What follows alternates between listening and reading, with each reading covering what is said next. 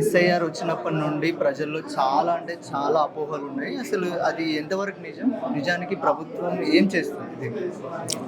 అంటే ఆ భయము అనేది కలగజేయడానికే డిజైన్ చేశారు బీజేపీ గవర్నమెంట్.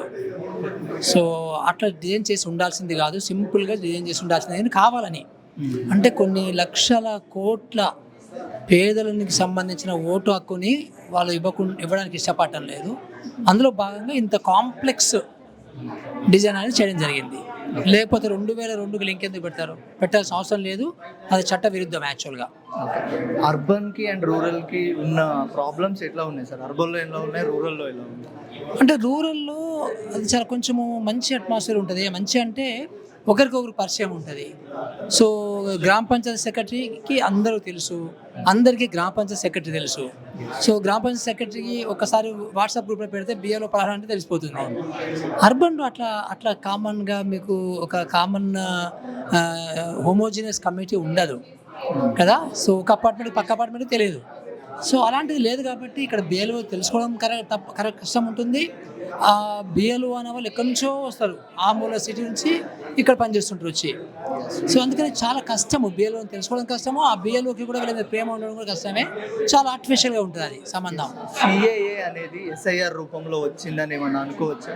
100% అనుకోవచ్చు. ఇప్పుడు జస్టిస్ సురేష్ రెడ్డి గారు చెప్పారు కదా, దీనికంటే ఇంకా ఎక్కువ డేంజరస్ థింగ్ వెనకాల ఉంది. అంటే వాళ్ళు సిటిజన్షిప్ని కూడా ఇవ్వకుండా ఉండడానికి చేసే ప్లాన్ ఇది. పేదవాళ్ళకి, మైనార్టీస్కి, ఎస్సీలకి, ఉమెన్కి వాళ్ళకి ఇష్టం లేదు. వాళ్ళ యొక్క బేసికల్లీ వాళ్ళ యొక్క ఐడియాలజీయే యాంటీ పూర్. పేదలకు ఎగనెస్ట్గా ఉన్న ఐడియాలజీ బీజేపీ ఐడియాలజీ, ఉమెన్కి ఎగనెస్ట్గా ఉండే ఐడియాలజీ బీజేపీ ఐడియాలజీ. అందుకని వాళ్ళు ఎప్పుడు కూడా వీళ్ళని సెకండరీ సిటిజన్ లాగా చూస్తారు, ఎప్పుడు కూడా వీళ్ళని ఎక్స్క్లూడ్ చేయడానికి ప్రయత్నిస్తుంటారు. కొన్ని అంటే వెస్ట్ బెంగాల్ లాంటి రాష్ట్రాల్లో చాలా భయంకరమైన పరిస్థితులు అయితే చూసాము ఎస్ఐఆర్ విషయంలో. తెలంగాణలో అటువంటి ప్రమాదం ఏమైనా జరగబోతుందా? అసలు ఏంటి అవకాశం ఉంది? ఇక్కడ కూడా ఇప్పటికే 88 లక్షల మంది ఓటర్స్ని రౌండ్ ఆఫ్ చేశారు. అంటే డిస్క్రిపెన్సీ ఉంది అని వాళ్ళు గుర్తించారు. సో 89 లక్షలు ఇప్పటికి గుర్తించారు.